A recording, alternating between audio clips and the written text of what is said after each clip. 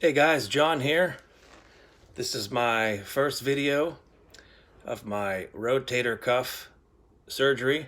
I am 4 weeks post-op. Today's Wednesday, so I had it 4 weeks ago today on a Wednesday.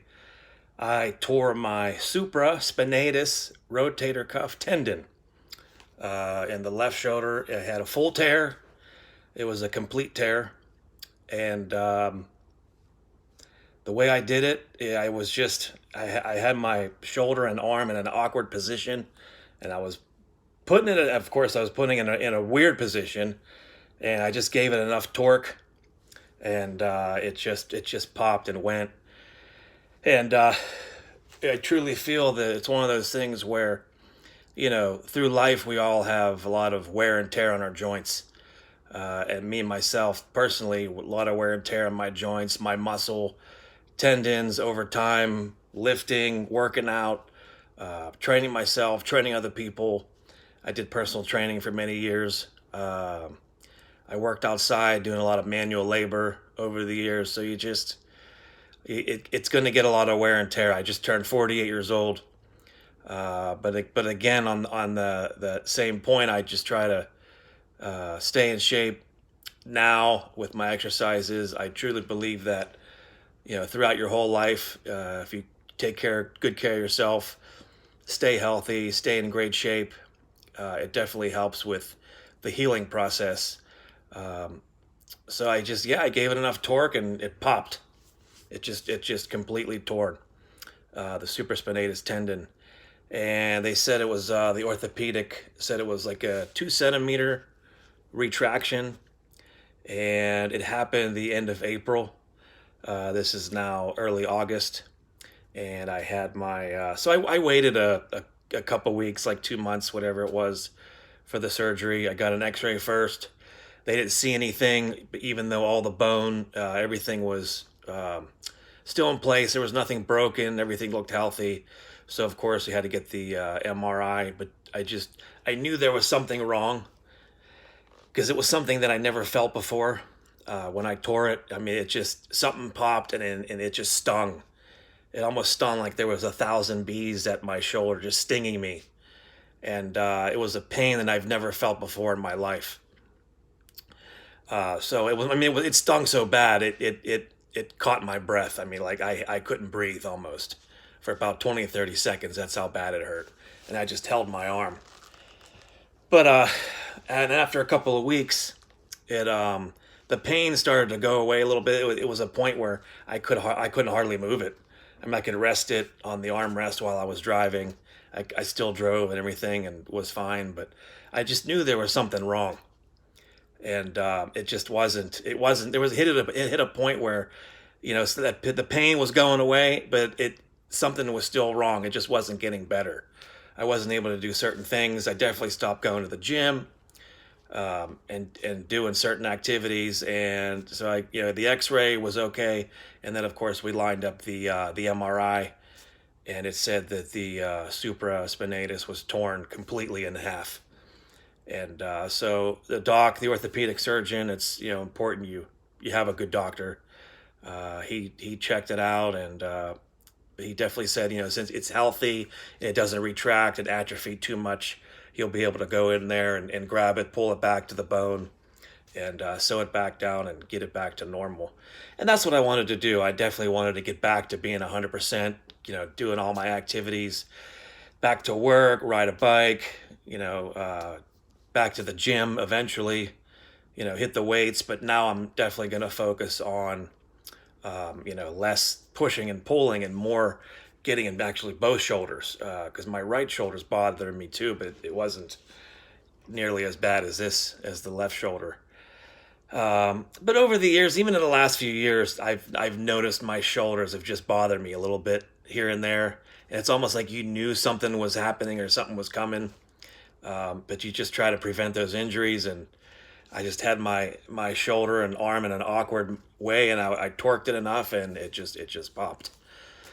So this is 4 weeks. I didn't do anything up until now because it was kind of just the same kind of pain and movement, and well, actually not much pain, but I've really progressed in the last week and a half. So I figured I'd do a video because I'm really I'm using the sling less. The sling I use a lot less. I take this off so it's not pulling on my neck and my shoulder, because there's so many nerves in there involved. But I definitely sleep. I still sleep in the sling, just so you're not, in the middle of the night you're flipping your arm around, and you go pop the tendon again and have to go back to surgery. But the sling keeps everything still at night, and then during the day I take it off if I'm home, when I'm home. And I take this off definitely while I sleep, so you're not catching your neck. And did my research before I got the surgery, and a lot of people were talking about sleeping in a recliner, and that you can't sleep flat in a bed, and you figure that's obvious why. Rolling around on your shoulder, and that's just not good. So I $200, $250, I bought myself a recliner, and it really holds you in tight. The armrest holds you in where you're not moving around, and it's actually, I think it's pretty good for your body and good back support. I sleep pretty good. I just put a cool bed sheet over top of the recliner, and I sleep pretty good in that. So that's definitely something you have to have for sleeping, and it keeps you from moving. It keeps you secure and tight. Other than that, let's see. Eating wise, it wasn't too much of a problem. After surgery, for the surgery, I didn't do the nerve block. I refused the nerve block because it just didn't sound right. And I had a friend of mine that did it, and he had some pain in his neck and his back of his head for a couple months afterwards. It just, it works for some people, and it's just, a lot of people use it because they can't handle pain. I handle pain pretty good, so I'm glad I didn't do it. And then right after surgery, the pain really wasn't that bad. Some people can handle pain, some people can't. I can handle pain pretty good. And I only took 2 or 3 of the painkillers that you get.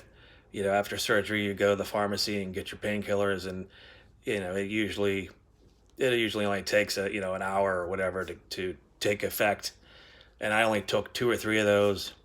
You get a little bit constipated, so I got some of that Senecot. Senecot helps keep you regular and keep you moving and get you back to the potty.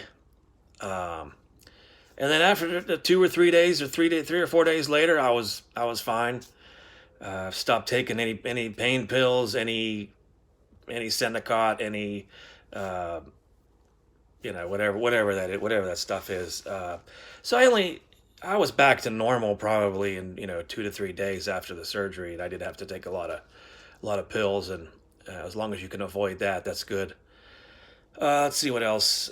Showering and keeping clean. Showering, you just have to kind of lean your arm forward and clean up underneath. Both sides, lean your arm up on your leg. And then the same thing because the first couple of weeks you're going to be pretty stiff. You're not going to be able to get underneath your underarm. So just what I do is I lean my arm on my leg, and I go underneath and I clean that. And then since you can't take your left arm and clean your right underarm, I just grab the cloth while it's wet in the shower, and I flip it under my underarm and pull. And then, just pull through, and that's how I clean it. And then deodorant without using a roll-on, because it's hard to get underneath there because you're so stiff, and pulling your shoulder up, it kind of just, just doesn't move. I got a spray deodorant. So you just lean forward, spray, and then because your left arm can't get to your right underarm, with the roll-on or even the spray, you could take the spray and use it like this and just spray underneath and get your underarm that way. So that's that, and then see what else. Exercises daily. The day after surgery, I was already doing exercises, where you do the hanging pendulum swings, and then the clockwise and the counterclockwise, and you want to move your arm with your body. Start moving your body first, and let your arm follow. And do those 2 or 3 times a day, a couple sets of those, and just make sure you're moving that shoulder and keeping it moving instead of it being in the sling all day, 24/7. It just gets too stiff, and it's just as you go along, everybody's different in how they heal and their exercises. And then let's see, last week, the third week, I started my first therapy session, and they gave me some exercises to lay flat on my back and start pulling my arm back at an angle, just to kind of stretch it out, going back this way, just try to, so you're not so tight.